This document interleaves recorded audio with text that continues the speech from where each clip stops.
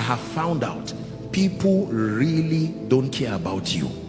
This is a very painful revelation. It takes a long time usually for people don't care about you at all. They are passionately obsessed with making a meaning out of their own lives. So whatever will make them leave their own affairs and zoom their attention to you has to be divine. Listen, most of us have this superstitious idea that just because I love God, everybody will shut down on their destinies and just pay attention to me. No, sir.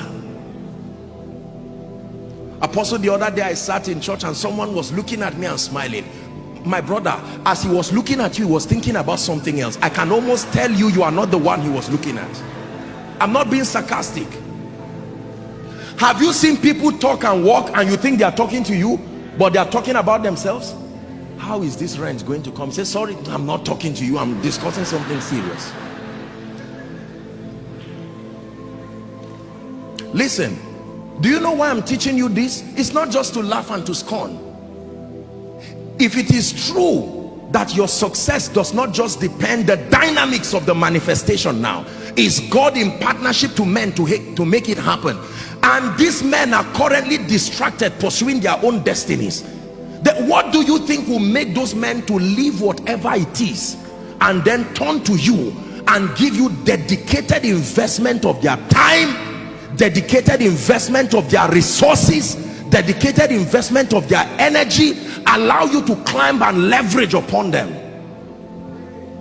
I was preaching, come Sam, I was preaching years ago, and a man of God preached before me, and he shared a story that I found very, very powerful.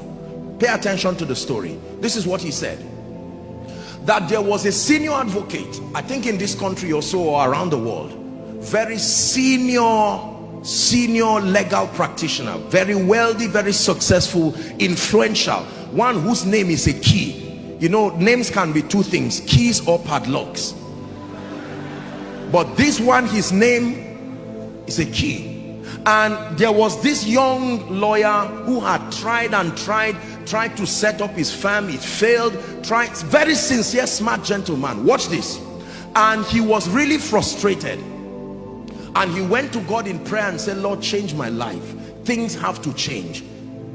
And every time he would stand, he would see some of these top clients, institutions running around to talk to that senior advocate, to help them, you know, in all kinds of legal services. And these people would be bidding for millions of dollars.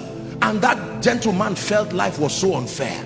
I'm just looking for a fraction of this thing. Look what they want to give this man, and he's leaving them. And what kind of thing is this? When God wanted to help that gentleman, this is what happened. In the presence, I think they were at a conference, and there were several people, businessmen, billionaires, other lawyers, chief captains of industry. And this young man came and cried and said, sir, please help me, please change my life. And the man said, okay, I will help you. And he said, follow me.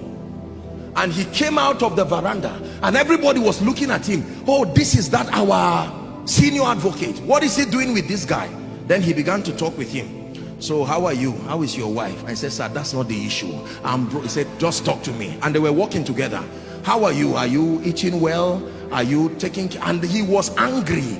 He was saying, sir, the issue is that I'm hungry. And the man said he walked with him, and when he walked with him, he got into his office and said, if you still fail, don't come to my office again. Listen.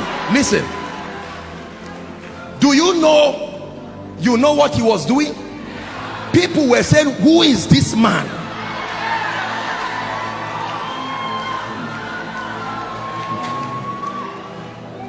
Please sit down and learn. You are in the house of God.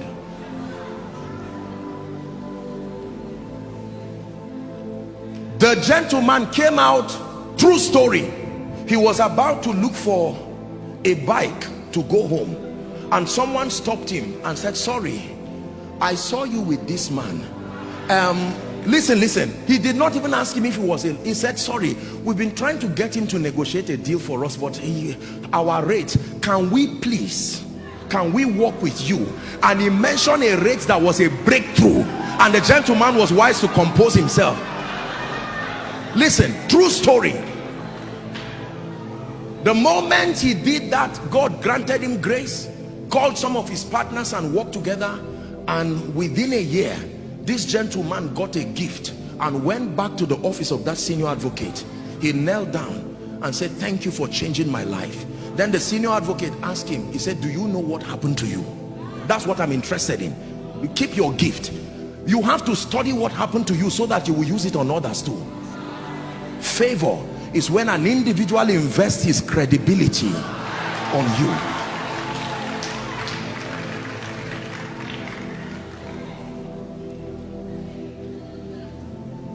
Listen carefully. Who likes you in this kingdom matters.